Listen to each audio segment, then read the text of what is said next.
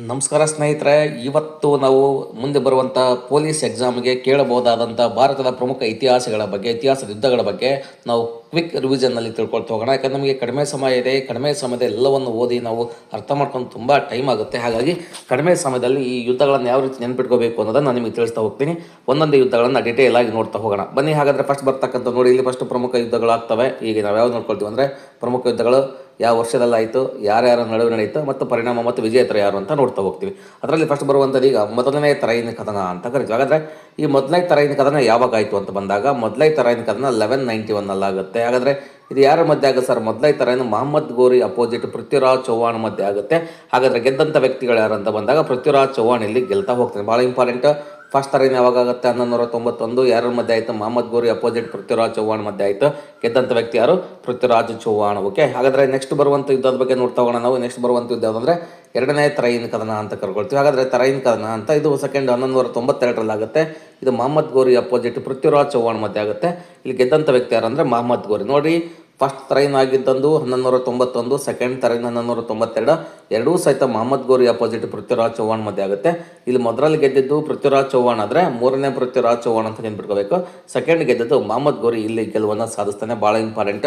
ಮೂರನೇ ತರೈನ್ ಯುದ್ಧ ಆಗುತ್ತೆ. ಅದು ಇಲ್ತಮಿಷ್ ಅಪೋಸಿಟ್ ತಾಜುದ್ದೀನ್ ಎಲ್ದೋಸ್ ಮಧ್ಯೆ ಆಗುತ್ತೆ. ಅದನ್ನ ನೆಕ್ಸ್ಟ್ ಓದೋಣ. ಓಕೆ, ಈಗ ಮತ್ತೆ ಯುದ್ಧಕ್ಕೆ ಹೋಗೋಣ ನಾವು. ಭಾಳ ಇಂಪಾರ್ಟೆಂಟ್ ಆಗ್ತಕ್ಕಂಥ ಯುದ್ಧ ಸ್ಪರ್ಧಾತ್ಮಕ ಪರೀಕ್ಷೆಯಲ್ಲಿ ನಿಮ್ಮ ಪೊಲೀಸ್ ಎಕ್ಸಾಮ್ಗಂತೂ ಭಾಳ ಇಂಪಾರ್ಟೆಂಟ್ ಯುದ್ಧ ಚಾಂದ್ವಾರ್ ಕದನ ಅಥವಾ ಚಂದಾವರ್ ಕದನ ಅಂತ ಕರಿತೀವಿ. ಇದು 1194 ಆಗುತ್ತೆ. ನೋಡಿ, ಇದು ಮಹಮ್ಮದ್ ಗೋರಿಗೆ ಸಪೋರ್ಟ್ ಕೊಟ್ಟಂತಹ ಸಂಯುಕ್ತಳ ಅಪ್ಪ ಏನಂದ್ರೆ ಜಯಚಂದ್ರ. ಈಗ ಜಯಚಂದ್ರನ ಮೇಲೆ ಮಹಮ್ಮದ್ ಗೋರಿ ಅಟ್ಯಾಕ್ ಮಾಡ್ತಾನೆ. ಆ ಯುದ್ಧ ಆಗ್ತಕ್ಕಂಥ ಚಂದಾವಾರ್ ಕದನ ಅಂತೀವಿ ಅಥವಾ ಚಾಂದ್ವಾರ್ ಕದನ ಅಂತ ಕರೀತಾರೆ. ಇದು ಯಾರ ಮಧ್ಯೆ ಆಗುತ್ತೆ ಸರ? ಇದು ಯಾರ ಮಧ್ಯೆ ಆಗುತ್ತೆ ಅಂತ ಬಂದಾಗ ಮಹಮ್ಮದ್ ಗೋರಿ ಅಪೋಸಿಟ್ ಕನೌಜನ ರಾಜ ಜಯಚಂದ್ರ ಅಂತ ಕರಿತೀವಿ. ಜಯಚಂದ್ರನ ಮಧ್ಯೆ ಆಗ್ತಕ್ಕಂಥ ಒಂದು ಯುದ್ಧ ಯಾವುದಂದ್ರೆ ಇದು ಚಂದವಾರ್ ಕದನ ಅಂತ ಕರಿತೀವಿ. ನೋಡ್ರಿ, ಮಹಮ್ಮದ್ ಗೋರಿ ಅಪೋಸಿಟ್ ಕನೌಜನ ರಾಜ ಜಯಚಂದ್ರ. ಹಾಗಾಗಿ ಇಲ್ಲಿ ಗೆಲುವನ್ನು ಯಾರು ಸಾಧಿಸ್ತಾರೆ? ಮಹಮ್ಮದ್ ಗೋರಿ ಇಲ್ಲಿ ಗೆಲುವನ್ನು ಸಾಧಿಸ್ತಾನೆ. ಜಯಚಂದ್ರ ಇಲ್ಲಿ ಸತ್ತು ಹೋಗ್ತಾನೆ. ಯಾರು ಸೋಲ್ತಾರೆ? ಜಯಚಂದ್ರ. ಗೆದ್ದಂಥ ವ್ಯಕ್ತಿ ಯಾರು? ಮಹಮ್ಮದ್ ಗೋರಿ. ಈಗ ನೆಕ್ಸ್ಟ್ ಬರುವಂಥದ್ದು ಯಾವಂಥ ಯುದ್ಧ ಅಂತಾಗ ಪಾಣಿಪತ್ ಮೊದಲ ಯುದ್ಧ ಅಂತ ಕರಿತೀವಿ. 1526 ಆಗುತ್ತೆ. ನೋಡಿ, ಭಾಳ ಇಂಪಾರ್ಟೆಂಟ್ ಆಗುತ್ತೆ. ಮೊದಲ ಪಾಣಿಪತ್ ಕದನ ಅಂತ ಕರಿತೀವಿ. ಇದು 1526 ಆಗುತ್ತೆ. ಯಾರ ಮಧ್ಯೆ ಆಗುತ್ತೆ? ಬಾಬರ್ ಅಪೋಸಿಟ್ ಇಬ್ರಾಹಿಂ ಲೋಧಿ ಮಧ್ಯೆ ಆಗುತ್ತೆ. ಯಾರು ಗೆಲುವನ್ನು ಸಾಧಿಸ್ತಾರೆ? ಬಾಬರ್ ಇಲ್ಲಿ ಗೆಲುವನ್ನು ಸಾಧಿಸ್ತಾನೆ. ಭಾಳ ಇಂಪಾರ್ಟೆಂಟ್. ಇದು ನೋಡಿ, ಮೊದಲ ಪಾಣಿಪತ್ ಕದನ ಅಂತ ಏನು ಕರಿತೀವಿ. ಪಾಣಿಪತ್ತಲ್ಲಿ ಯಾಕೆ ಯುದ್ಧಗಳು ನಡೀತವೆ ಅನ್ನೋದು ಸತಿ ಇಂಪಾರ್ಟೆಂಟ್ ಆಗುತ್ತೆ. ಅದನ್ನ ಆಮೇಲೆ ನೋಡ್ತಾ ಹೋಗೋಣ ನಾವು ಒಂದೊಂದು ವಿಷಯಗಳನ್ನು. ಹಾಗಾದರೆ ಈ ಬಾಬರು ಅಪೋಸಿಟ್ ಇಬ್ರಾಹಿಂ ಲೋಧಿ ಮಧ್ಯೆ ಆಗ್ತಕ್ಕಂಥ ಒಂದು ಯುದ್ಧವನ್ನು ನಾವು ಏನು ಕರ್ಕೊಳ್ತಾ ಹೋಗ್ತೀವಿ ಅಂತ ಬಂದಾಗ ಈ ಮೊದಲನೇ ಪಾಣಿಪತ್ ಕದನ ಅಂತ ಕರಿತೀವಿ. ಪಾಣಿಪತ್ ಅನ್ನೋದು ಹರಿಯಾಣದಾಗ ಕಂಡು ಬರ್ತಕ್ಕಂಥ ಪ್ಲೇಸ್. ಯುದ್ಧಕ್ಕೆ ಸೂಕ್ತವಾದಂಥ ಪ್ಲೇಸ್ ಆಗಿತ್ತು. ಅಲ್ಲಿ 1526 ಬಾಬರು ಇಬ್ರಾಹಿಂ ಲೋಧಿ ಅಂದರೆ ಲೋಧಿ ಸಂತತಿಯ ಕೊನೆಯ ರಾಜ, ದೆಹಲಿ ಸುಲ್ತಾನರ ಕೊನೆಯ ರಾಜ ಅಂದರೆ ಇಬ್ರಾಹಿಂ ಲೋಧಿಯನ್ನು ಸೋಲಿಸಿ ಸಾಯಿಸ್ತಾನೆ. ಇಲ್ಲಿ ಬಾಬರ್ ಗೆಲುವನ್ನು ಸಾಧಿಸ್ತಾನೆ. ಇದು ಮೊದಲ ಪಾಣಿಪತ್ ಕದನ. ಹಾಗಾದರೆ ನೆಕ್ಸ್ಟ್ ಬರ್ತಕ್ಕಂಥದ್ದು ಯಾವಂಥ ಯುದ್ಧ ಬಂದಾಗ ಅದೇ ಬಾಬರ್ದಾಗ್ತಕ್ಕಂಥ ಯುದ್ಧ ಕಣ್ವಾ ಕದನ ಅಂತೀವಿ. 1527 ಆಗ್ತಕ್ಕಂಥದ್ದು. ಇದು ಬಾಬರ್ ಅಪೋಸಿಟ್ ಚಿತ್ತೋರ್ ರಾಜ ರಾಣಾ ಸಂಗನ ಮಧ್ಯೆ ಆಗುತ್ತೆ. ಇಲ್ಲಿ ಗೆದ್ದಂಥ ವ್ಯಕ್ತಿ ಕೊನೆಗೆ ಬಾಬರ್ ಗೆಲುವನ್ನು ಸಾಧಿಸ್ತಾನೆ. ಆರಂಭದ ಘಟನೆಗಳಲ್ಲಿ ಏನಾಗುತ್ತೆ? ಈ ರಾಣಾ ಸಂಘ ಗೆಲುವನ್ನು ಸಾಧಿಸ್ತಾ ಹೋದ. ಬಟ್ ಬಾಬರ್ ಇಲ್ಲಿ ಈ ಒಂದು ಯುದ್ಧದಲ್ಲಿ ಒಂದು ವಿಶೇಷತೆ ಇದೆ. ಏನಂತ ಬಂದಾಗ ಈ ಯುದ್ಧವನ್ನು ನಾವು ಧರ್ಮ ಯುದ್ಧ ಅಂತ ಕರಿತೀವಿ. ಧರ್ಮ ಯುದ್ಧ ಅಂತೇಳಿ ಕರ್ಕೊಳ್ತಾ ಹೋಗ್ತೀವಿ. ಯಾಕೆ ಅಂತ ಬಂದಾಗ ಈತ ಇಲ್ಲಿ ಜಿಹಾದನ್ನು ಘೋಷಣೆ ಮಾಡ್ತಾನೆ, ಧರ್ಮ ಯುದ್ಧವನ್ನು ಘೋಷಣೆ ಮಾಡ್ತಾನೆ. ಆ ಒಂದು ಕಾರಣಕ್ಕೋಸ್ಕರವಾಗಿ ಬಾಬರ್ ಆರಂಭದಲ್ಲಿ ಸೋತು ಆಮೇಲೆ ಗೆಲುವನ್ನು ಸಾಧಿಸಿ ರಾಣಾ ಸಂಘನನ್ನು ಸಾಯಿಸ್ತಾನೆ. ಒಂದು ಯುದ್ಧದಲ್ಲಿ ಗೆದ್ದಂಥ ವ್ಯಕ್ತಿ ಬಾಬರ್ ಅಂತ ನೆನ್ಪಿಟ್ಕೊಳ್ತಾ ಹೋಗಿ. ಬನ್ನಿ ಮುಂದಿನ ಯುದ್ಧಕ್ಕೆ ನಾವು ಹೋಗುವಂಥ ಪ್ರಯತ್ನ ಮಾಡೋಣ. ಮುಂದೆ ಯುದ್ಧ ಯಾವಂತ ಬಂದಾಗ ಚಾಂದೇರಿ ಕದನ ಅಂತ ಸೇಮ್ ಇದು ಸಹಿತ ಬಾಬರ್ ಮಧ್ಯೆ ಆಗ್ತಕ್ಕಂಥ ಕದನ. ಚಾಂದೇರಿ ಕದನ ಇದು ಯಾರ್ಯಾರ ಮಧ್ಯೆ ಆಗುತ್ತೆ? ಬಾಬರ್ ಅಪೋಸಿಟ್ ಚಾಂದೇರಿ ರಾಜ ಮೆದಿನ್ ರಾಯ್ ಅಂತ. ಯಾಕಾಯಿತು ಅಂತ ಬಂದಾಗ ಈ ಮೆದಿನ್ ರಾಯ್ ಅನ್ನೋ ವ್ಯಕ್ತಿ ರಾಣಾ ಸಂಗನಿಗೆ ಕಣ್ವಾ ಕದನದಲ್ಲಿ ಸಹಾಯ ಮಾಡಿರ್ತಾನೆ. ನೆನ್ಪಿಟ್ಕೊಳ್ರಿ, ಈ ವ್ಯಕ್ತಿ ರಾಣಾ ಸಂಗನಿಗೆ ಕಣ್ವಾ ಕದನದಲ್ಲಿ, ಈ ಕಣ್ವಾ ಕದನ ಏನಿದೆ ಈ ಕಣ್ವಾ ಕದನದಲ್ಲಿ ಸಹಾಯ ಮಾಡಿರ್ತಾರೆ. ಈ ಒಂದು ಕಾರಣ ಇಟ್ಕೊಂಡು ಬಾಬರ್ ಈ ಮೆದಿನ್ ರಾಯ್ ಮೇಲೆ ಯುದ್ಧ ಮಾಡ್ತಾನೆ. ಇಲ್ಲಿ ಗೆದ್ದಂಥ ವ್ಯಕ್ತಿ ಕೊನೆಗೆ ಮೆದಿನ್ ರಾಯ್, ಬಾಬರ್ ಇಲ್ಲಿ ಸೋಲ್ತಾನೆ, ಗೆಲ್ತಾನೆ. ಮೆದಿನ್ ರಾಯ್ ಇಲ್ಲಿ ಗೆಲುವನ್ನು ಬಾಬರ್ ಇಲ್ಲಿ ಗೆಲ್ತಾನೆ. ಮೆದಿನ್ ರಾಯ್ ಸೋತು ಸಾವನ್ನಪ್ಪ. ಆಗ ಗೆದ್ದಂಥ ವ್ಯಕ್ತಿ ಯಾರಲ್ಲಿ? ಬಾಬರ್ ಅಂತ ನೆನ್ಪಿಟ್ಕೊಳ್ತಾ ಹೋಗಿ. ನೆಕ್ಸ್ಟ್ ಬರುವಂಥ ಯುದ್ಧ ಯಾವುದಾಗಾದ್ರೆ ನೆಕ್ಸ್ಟ್ ಬರುವಂಥ ಯುದ್ಧ ಗಾಗ್ರಾ ಕದನ ಅಂತ ಕರಿತೀವಿ. ಸ್ಪರ್ಧಾತ್ಮಕ ಪರೀಕ್ಷೆಯಲ್ಲಿ ಭಾಳ ಇಂಪಾರ್ಟೆಂಟ್ ಆಗ್ತಾವ್ರಿ ಇವೆಲ್ಲ. 1529 ಆಗ್ತಕ್ಕಂಥದ್ದು ಯಾರ್ಯಾರ ಮಧ್ಯೆ? ಬಾಬರ್ ಅಪೋಸಿಟ್ ಬಂಗಾಳದ ಮತ್ತು ಬಿಹಾರದ ಸುಬೇರ್ ಆಗಿರ್ತಕ್ಕಂಥ ಅಫ್ಘಾನ್ ಸೇನೆ ಮಧ್ಯೆ ಆಗ್ತಕ್ಕಂಥ ಕದನ. ಇದು ಬಾಬರ್ ಇಲ್ಲಿ ಅಫ್ಘಾನ್ ಸೇನೆ ಅಂತ ಬಂದಾಗ ಮಹಮ್ಮದ್ ಲೋಧಿ ಅಂತ ನೆನ್ಪಿಟ್ಕೊಳ್ರಿ. ML ಅಂತ ಬರೀತಾ ಇದ್ದೆ ನಾನು. ML ಅಂತ ನೋಡ್ಕೊಳ್ರಿ. ML ಅಂದರೆ ಮಹಮ್ಮದ್ ಲೋಧಿ ಅಂತ ನೆನ್ಪಿಟ್ಕೊಳ್ರಿ. ಮಹಮ್ಮದ್ ಲೋಧಿ ಇಬ್ರಾಹಿಂ ಲೋಧಿಯ ಸಹೋದರನಾಗಿರ್ತಕ್ಕಂಥ ಮಹಮ್ಮದ್ ಲೋಧಿ ಮಧ್ಯೆ ಆಗ್ತಕ್ಕಂಥ ಕದನ ಇದು ಕಾಗ್ರಾ ಕದನ. ಇಲ್ಲಿ ಗೆದ್ದಂಥ ವ್ಯಕ್ತಿ ಯಾರು? ಕೊನೆಗೆ ಬಾಬರ್ ಇಲ್ಲಿ ಗೆಲುವನ್ನು ಸಾಧಿಸ್ತಾನೆ. ಹಾಗಾದರೆ ನೋಡಿ, ಇಂಪಾರ್ಟೆಂಟ್ ಡೇಟ್ಗಳು ಭಾಳ ಇಂಪಾರ್ಟೆಂಟ್. ಬಾಬರ್ನ ಯುದ್ಧಗಳು, ಮೊದಲ ಪಾಣಿಪತ್ ಕದನ, ಕಣ್ವಾ ಕದನ, ಚಾಂದೇರಿ ಕದನ, ಗಾಗ್ರಾ ಕದನ, ಅಥವಾ ನೀವು ನೋಡಿರಿ PKCGD ಅಂತ ನೆನ್ಪಿಟ್ಕೊಳ್ರಿ. PKCGD ಅಂತ ನೆನ್ಪಿಟ್ಕೊಳ್ರಿ, ತುಂಬ ಹೆಲ್ಪ್ ಆಗುತ್ತೆ. P ಅಂದರೆ ಪಾಣಿಪತ್, K ಅಂದರೆ ಕಣ್ವಾ, C ಅಂದರೆ ಚಾಂದೇರಿ, G ಅಂದರೆ ಗಾಗ್ರಾ ಕದನ, PKCGD ಅಂತ ನೆನ್ಪಿಟ್ಕೊಳ್ರಿ, ತುಂಬ ಹೆಲ್ಪ್ ಆಗುತ್ತೆ. ಓಕೆನಾ? ಬನ್ನಿ ಮುಂದಿನ ಯುದ್ಧಕ್ಕೆ ಹೋಗುವಂಥ ಪ್ರಯತ್ನ ಮಾಡೋಣ. ಬೇಗ ಅನ್ನೋ ವಿಷಯವನ್ನು ತಿಳ್ಕೊಳ್ತಾ ಹೋಗೋಣ. ನೆಕ್ಸ್ಟ್ ಬರುವಂಥದ್ದು ಚೌಸಾ ಕದನ ಅಂತ ಕರಿತೀವಿ. 1529ರಲ್ಲಿ ಆಗ್ತಕ್ಕಂಥದ್ದು. ಹುಮಾಯೂನ್ ಅಪೋಸಿಟ್ ಶೇರ್ ಖಾನ್ ಅಥವಾ ಶೇರ್ ಶಾ ಸೂರಿ ಮಧ್ಯೆ ಆಗುತ್ತೆ. ಇಲ್ಲಿ ಗೆದ್ದಂಥ ವ್ಯಕ್ತಿ ಯಾರು ಅಂದರೆ ಶೇರ್ ಖಾನ್ ಅಥವಾ ಶೇರ್ ಶಾ ಸೂರಿ ಗೆಲುವನ್ನು ಸಾಧಿಸ್ತಾ. ನೋಡಿ, ಈ ಚೌಸಾ ಕದನ ಯಾವಾಗ ಆಗುತ್ತೆ ಅಂತ ಭಾಳ ಸರಿ ಕೇಳಿದರೆ 1529 ಹುಮಾಯೂನ್ ಮತ್ತು ಶೇರ್ ಶಾ ಸೂರಿ ಮಧ್ಯೆ ಆಗ್ತಕ್ಕಂಥದ್ದು. ಶೇರ್ ಶಾ ಸೂರಿ ಇಲ್ಲಿ ಗೆಲುವನ್ನು ಸಾಧಿಸಿದ. ಮತ್ತೊಂದು ಬರ್ತಕ್ಕಂಥ ಯುದ್ಧ ಇದೆ ನೋಡಿ, ನಮಗೆ ಬಿಲ್ಗ್ರಾಮ್ ಕದನ ಅಂತ ಕರಿತೀವಿ, ಕನೌಜ್ ಕದನ ಅಂತ ಕರಿತೀವಿ. ಅಥವಾ ಇದು ಆಗ್ತಾ 1540ರಲ್ಲಾಗುತ್ತೆ. ಹುಮಾಯೂನ್ ಅಪೋಸಿಟ್ ನೋಡಿ, ಹುಮಾಯೂನ್ ಅಪೋಸಿಟ್ ಶೇರ್ ಶಾ ಸೂರಿ ಮಧ್ಯೆ ಆಗುತ್ತೆ. ಇಲ್ಲಿ ಗೆದ್ದಂಥ ವ್ಯಕ್ತಿ ಕೊನೆಗೆ ಶೇರ್ ಶಾ ಸೂರಿ ಇಲ್ಲಿ ಗೆಲುವನ್ನು ಸಾಧಿಸ್ತಾನೆ. ನೆಕ್ಸ್ಟ್ ಬರುವಂಥದ್ದು ಮಚ್ಚಿವಾಡ ಕದನ ಅಂತ ಕರಿತೀವಿ. ನೋಡಿ, ಯಾವ ಕದನ ಅದು? ಮತ್ತು ನೋಡಿ, ಈಗ ಇನ್ನೊಂದು ಇಂಪಾರ್ಟೆಂಟ್ ಯುದ್ಧಗಳಿದ್ದಾವೆ. ಹುಮಾಯೂನ್ ಮತ್ತೆ ನೋಡಿ, ಹುಮಾಯೂನ್ ಮತ್ತು share Shah Suri, Humayun opposite share Shah Suri ಮಧ್ಯೆ ಯುದ್ಧಗಳು ನೆನ್ಪಿಟ್ಕೊಳ್ಳಿ. ಚೌಕಾ ಅಂತ ನೆನ್ಪಿಟ್ಕೊಳ್ಳಿ. ಚೌಕಾ ಅಂತ ನೆನ್ಪಿಟ್ಕೊಳ್ಳಿ. ಚು ಅಂದರೆ ಚುನಾರ್ ಕೋಟೆ ಯುದ್ಧ, ಚೌ ಅಂದರೆ ಚೌಸಾ ಕದನ, ಕಾ ಅಂದರೆ ಕನೌಜ್ ಕದನ. ಚುನಾರ್ ಕೋಟೆ ಯುದ್ಧ 1532ರಲ್ಲಾಗುತ್ತೆ. ಅದು ಒಂದು ನೆನ್ಪಿಟ್ಕೊಳ್ರಿ, 32ರಲ್ಲಾಗುತ್ತೆ. 1532ರಲ್ಲಿ ಆಗ್ತಕ್ಕಂಥ ಚುನಾರ್ ಕೋಟೆ ಯುದ್ಧ ಭಾಳ ಇಂಪಾರ್ಟೆಂಟ್ ಆಗುತ್ತೆ. ಮತ್ತು ಚೌಸಾ ಕದನ 1539ರಲ್ಲಾಗುತ್ತೆ. ಕನೌಜ್ ಕದನ ಬಿಲ್ಗ್ರಾಮ್ ಕದನ 1540ರಲ್ಲಾಗುತ್ತೆ. ಇವು ಚೌಕಾ ಅಂತ ನೆನ್ಪಿಟ್ಕೊಳ್ರಿ, ತುಂಬ ಹೆಲ್ಪ್ ಆಗುತ್ತೆ. ಓಕೆನಾ? ಈಗ ನೆಕ್ಸ್ಟ್ ಬರುವಂಥ ಯುದ್ಧದ ಬಗ್ಗೆ ನಾವು ಮಾತಾಡ್ತಾ ಹೋಗೋಣ. ನೆಕ್ಸ್ಟ್ ಬರುವಂಥ ಯುದ್ಧ ಅಂದರೆ ಮಚ್ಚಿವಾಡ ಕದನ ಅಂತ ಕರಿತೀವಿ. ಇದು ಮಚ್ಚಿವಾಡ ಕದನ ಯಾವಾಗುತ್ತೆ ಅಂತ 1555ರಲ್ಲಾಗುತ್ತೆ. ಯಾರ ಮಧ್ಯೆ ಆಗುತ್ತೆ? ಹುಮಾಯೂನ್ ಅಪೋಸಿಟ್ ಅಫ್ಘಾನ್ ಸರ್ದಾರ ಐಬತ್ ಖಾನ್ ಮತ್ತು ತಾತರ್ ಖಾನ್ ಮಧ್ಯೆ ಆಗ್ತಕ್ಕಂಥದ್ದು. ಇಲ್ಲಿ ಗೆಲುವನ್ನು ಸಾಧಿಸಿದಂಥ ವ್ಯಕ್ತಿ ಯಾರಂದರೆ ಹುಮಾಯೂನ್ ಇಲ್ಲಿ ಗೆಲುವನ್ನು ಸಾಧಿಸ್ತಾನೆ. ಮಚ್ಚಿವಾಡ ಕದನ ಅಂದರೆ ಹುಮಾಯೂನ್ ಈ ಅಲೆಮಾರಿ ಜೀವನವನ್ನು ಮುಗಿಸ್ಕೊಂಡು ವಾಪಸ್ ಬರುವ ಸಂದರ್ಭದಲ್ಲಿ ಇಲ್ಲಿ ಅಫ್ಘಾನಿಸ್ತಾನದಲ್ಲಿ ಕಂಡು ಬರ್ತಕ್ಕಂಥ ಸಹೋದರಾಗಿರ್ತಕ್ಕಂಥ ಐಬತ್ ಖಾನ್ ಮತ್ತು ತಾತರ್ ಖಾನ್ ಎದುರಾಗ್ತಾರೆ. ಅವರನ್ನು ಸೋಲಿಸಿ ಅನಿವಾರ್ಯವಾಗಿ ಮುಂದೆ ಹೋಗ್ತಾನೆ.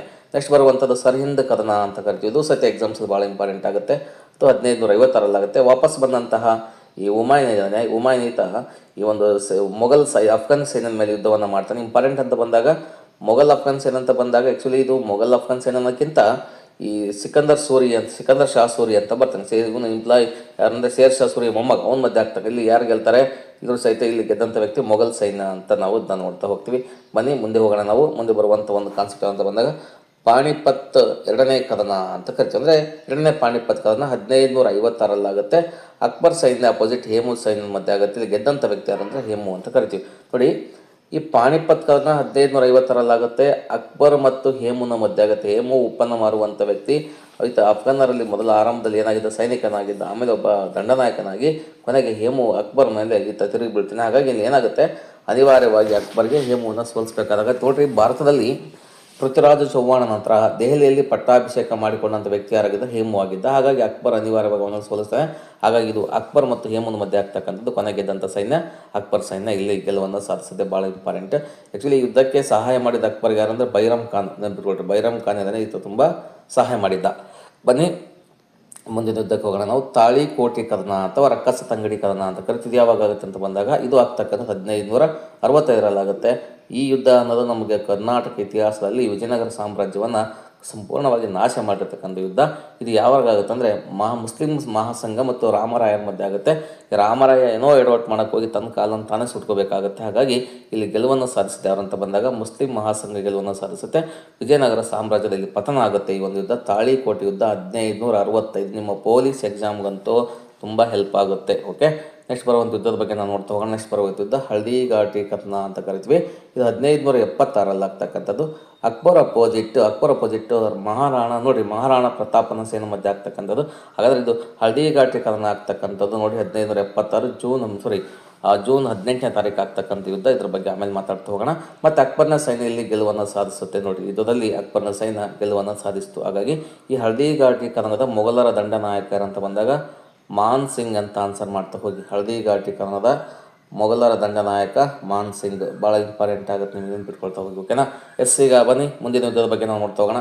ಮುಂದಿನ ಯುದ್ಧ ಯಾವುದು ಅಂತ ಬಂದಾಗ ಮುಂದಿನ ಯುದ್ಧ ನಮಗೆ ಸಮುಗರ್ ಕದನ ಅಂತ ಕರಿತೀವಿ.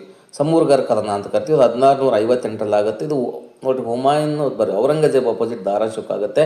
ಗೆದ್ದಂಥ ವ್ಯಕ್ತಿ ಇಲ್ಲಿ ಔರಂಗಜೇಬ್. ಇಲ್ಲಿ ಏನಾಗುತ್ತೆ ಅಂದರೆ ಔರಂಗಜೇಬು ತನ್ನ ಸಹೋದರ ಆಗಿರ್ತಕ್ಕಂಥ ಮುರಾದ್ ಬಕ್ಷು ಮತ್ತು ಜೊತೆಗೆ ಶಾ ಸುಜರನ್ನು ಕರ್ಕೊಂಡು ದಾರಾಶುಕನ್ನೇ ಟಾರ್ಗೆಟ್ ಮಾಡ್ಕೊಳ್ತಕ್ಕಂಥ ದಾರಾಶುಕ್ ಎಲ್ಲ ಧರ್ಮವನ್ನು ಇಷ್ಟಪಡುವಂಥ ವ್ಯಕ್ತಿಯಾಗಿದ್ದ. ಹಾಗಾಗಿ ಔರಂಗಜೇಬು ಸಮೂರ್ಗರ್ ಕದನದಲ್ಲಿ ದಾರಾಶುಕನನ್ನು ಸೋಲಿಸ್ತಾನೆ. 1658ರಲ್ಲಿ ಯುದ್ಧವನ್ನು ಸಮೂರ್ಗರ್ ಕದನ ಅಂತೇಳಿ ಕರೀತಾರೆ. ನೆಕ್ಸ್ಟ್ ಬರುವಂಥ ಯುದ್ಧ ಅಂತ ಬಂದಾಗ ನೋಡ್ರಿ, ಇಲ್ಲಿ ಇಂಪಾರ್ಟೆಂಟ್ ಶಕರ್ ಕ್ರೀಡಾ ಕದನ ಅಂತ ಕರಿತೀವಿ ಅಥವಾ ಶಕು ಕ್ರೀಡಾ ಕದನ ಅಂತ ಕರಿತೀವಿ. ಇದು ಯಾವಾಗ ಆಗುತ್ತೆ ಅಂದರೆ 1724ರಲ್ಲಿ ಆಗುತ್ತೆ. ಇದು ನಿಜಾಮ್ ಉಲ್ ಮುಲ್ಕ್ ಮತ್ತು ಮೊಘಲ್ ಸುಬೇದಾರ ಮುಬಾರಿಜ್ ಖಾನ್ ಮಧ್ಯೆ ಆಗುತ್ತೆ. ಇಲ್ಲಿ ಗೆದ್ದಂಥ ವ್ಯಕ್ತಿ ಅಂದರೆ ನಿಜಾಮ್ ಉಲ್ ಮುಲ್ಕ್ ಇಲ್ಲಿ ಗೆಲುವನ್ನು ಸಾಧಿಸ್ತಾನೆ. ನೋಡಿ, ಶಕರ್ ಕ್ರೀಡಾ ಕದನ ಅಂತ ಶಕರ್ ಕೋಟೆ ಯುದ್ಧ ಅಂತೀವಿ, 1724ರಲ್ಲಿ ಆಗುತ್ತೆ. ನೆಕ್ಸ್ಟ್ ಬರುವಂಥ ಯುದ್ಧದ ಬಗ್ಗೆ ಮಾತಾಡಿದ್ರೆ ಕೊಲಾಚಲ್ ಯುದ್ಧ ಅಂತ ಕರಿತೀವಿ. ಇದು 1741ರಲ್ಲಿ ಆಗುತ್ತೆ. ಇಲ್ಲಿ ರಾಜ ಮಾರ್ತಾಂಡ ಮತ್ತು ವರ್ಮ ಮತ್ತು ಡಚ್ಚರ್ ಮಧ್ಯೆ ಆಗುತ್ತೆ. ಇಲ್ಲಿ ಗೆದ್ದಂಥ ವ್ಯಕ್ತಿ ರಾಜ ಮಾರ್ತಾಂಡ ವರ್ಮ ಗೆಲ್ತಾನೆ. ಕೊಲಾಚಲ್ ಯುದ್ಧ 1748 ಭಾಳ ಇಂಪಾರ್ಟೆಂಟ್ ಆಗುತ್ತೆ, ಎಕ್ಸಾಮ್ಸಲ್ಲಿ ಕೇಳ್ತಾರೆ, ಭಾಳ ನೋಡ್ಕೊಳ್ತಾ ಹೋಗಿ. ಈಗ ನೆಕ್ಸ್ಟ್ ಬರುವಂಥ ಯುದ್ಧ ಅಂತ ಬಂದಾಗ ನಮಗೆ ಅನೇಕ ಬಾರಿ ಎಲ್ಲರಿಗೆ ಭಾಳ ಸರಿ ಕೇಳುವಂಥ ಕ್ವಶನ್ ಇದು. ಕ್ಲಾಸಿಕ್ ಅಂತ 1757ರಲ್ಲಾಗುತ್ತೆ. ಯಾರ್ಯಾರ ಮಧ್ಯೆ ಆಗುತ್ತೆ? ರಾಬರ್ಟ್ ಕ್ಲೈವ್ ಅಪೋಸಿಟ್ ನೇತೃತ್ವದ ಈಸ್ಟ್ ಇಂಡಿಯಾ ಕಂಪನಿ ಮತ್ತು ನವಾಬ್ ಸಿರಾಜ್ ಉದ್ದೌಲನ ಸೈನ್ಯದ ಮಧ್ಯೆ ಆಗುತ್ತೆ. ಇಲ್ಲಿ ಗೆದ್ದಂಥ ವ್ಯಕ್ತಿ ರಾಬರ್ಟ್ ಕ್ಲೈವ್ ನೇತೃತ್ವದ ಸೈನ್ಯ ಈಸ್ಟ್ ಇಂಡಿಯಾ ಕಂಪನಿ ಗೆಲುವನ್ನು ಸಾಧುತ್ತೆ. ರಾಬರ್ಟ್ ಕ್ಲೈವ್ ಇಲ್ಲಿ ಸಾವನ್ನಪ್ಪಿದರೆ ನೆಕ್ಸ್ಟ್ ಅವನ ಅಳಿಯನಾಗಿರ್ತಕ್ಕಂಥ ಒಂದು ದಂಡನಾಯಕನಾಗಿರುವಂಥ ಮೀರ್ ಜಾಫರ್ನ ಇಲ್ಲಿ ನವಾಬನ್ನು ಮಾಡ್ತಾರೆ. ಅದು ಮುಂದೆ ಆಗ್ತಕ್ಕಂಥದ್ದು ಮುಂದೆ ನೋಡೋಣ.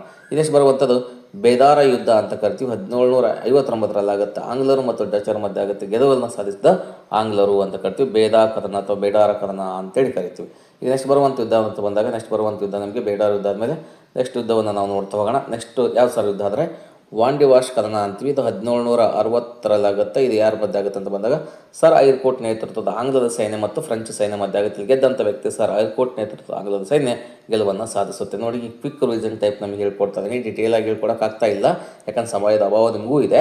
ಆ ಕಾರಣಕ್ಕೋಸ್ಕರ ಬೇಗ ತಿಳ್ಕೊಳ್ಳಿ ಅನ್ನೋ ಕಾರಣಕ್ಕೋಸ್ಕರವಾಗಿ ಬೇಗ ನಮಗೆ ತಿಳಿಸ್ತಾ ಇದ್ದೀನಿ. ಓಕೆ, ಈಗ ಮತ್ತೆ ಮುಂದೆ ಹೋಗೋಣ. ನಾವು ಮುಂದಿನ ಯುದ್ಧ ಅಂತ ಬಂದಾಗ ಮೂರನೇ ಪಾಣಿಪತ್ ಕದನ 1761ರಲ್ಲಾಗುತ್ತೆ. ಇದು ನೋಡಿ, ಮರಾಠರು ಮತ್ತು ಅಫ್ಘಾನ್ ದೊರೆ ಅಹಮದ್ ಶಾ ಅಬ್ದಾಲಿ ಮಧ್ಯೆ ಆಗುತ್ತೆ. ಗೆದ್ದಂಥ ವ್ಯಕ್ತಿ ಅಹಮದ್ ಶಾ ಅಬ್ದಾಲಿ ಇಲ್ಲಿ ಒಂದು ಗೆಲುವನ್ನು ಸಾಧಿಸ್ತಾನೆ. ಮರಾಠರಲ್ಲಿ ಸೋಲ್ತಾರೆ. ನೆಕ್ಸ್ಟ್ ಬರುವಂಥ ಯುದ್ಧ ಅಂತ ಬಂದಾಗ ಬಕ್ಸರ್ ಕದನ ಅಂತೀವಿ. 1764ರಲ್ಲಾಗುತ್ತೆ. ಇದು ಯಾರ ಮಧ್ಯೆ ಆಗುತ್ತೆ ಅಂತ ಬಂದಾಗ ನೋಡಿರಿ, ಹೆಕ್ಟರ್ ಮೊಂಟ್ರೋ ನೇತೃತ್ವದ ಆಂಗ್ಲ ಸೈನ್ಯ ಮತ್ತು ಮೀರ್ ಕಾಸಿಮ್ನ ಅವರ ಸೈನ್ಯದ ಮಧ್ಯೆ ಆಗುತ್ತೆ. ಇಲ್ಲಿ ಗೆದ್ದಂಥ ವ್ಯಕ್ತಿ ಯಾರಂದರೆ ಹೆಕ್ಟರ್ ಮೊಂಟ್ರೋ ಅಂತ ಕರಿತೀವಿ. ಅದರ ತ್ರಿಪಕ್ಷೀಯ ಒಕ್ಕೂಟದ ಮಧ್ಯೆ ಆಗುತ್ತೆ. ಹೆಕ್ಟರ್ ಮೊಂಟ್ರೋ 3 ಜನ ಸೋಲ್ತಾನೆ. ಯಾರಂತ ಬಂದಾಗ ಇಲ್ಲಿ ಮೀರ್ ಕಾಸಿಮು, ಶುಜಾ ಉದ್ದೌಲಾ ಮತ್ತು ಮೊಘಲ್ ಸುಲ್ತಾನವಾಗಿರುವಂಥ 2ನೇ ಶಾ ಆಲಂನ ಮಧ್ಯೆ ಆಗುತ್ತೆ. ಇಲ್ಲಿ ಹೆಕ್ಟರ್ ಮೊಂಟ್ರೋ ಗೆಲ್ತಾನೆ. ನೆನ್ಪಿಟ್ಕೊಳ್ರಿ. ನೆಕ್ಸ್ಟ್ ಬರುವಂಥ ಯುದ್ಧ ಅಂತ ಬಂದಾಗ ಪೋರ್ಟು ನೋವೋ ಯುದ್ಧ ಅಂತ ಕರ್ಕೊಂಡು ನೋಡಿ, ಭಾಳ ಇಂಪಾರ್ಟೆಂಟ್ ಆಗುತ್ತೆ. ಪೋರ್ಟು ನೋವೋ ಯುದ್ಧ ಇದು ಯಾವಾಗ ಆಗುತ್ತೆ?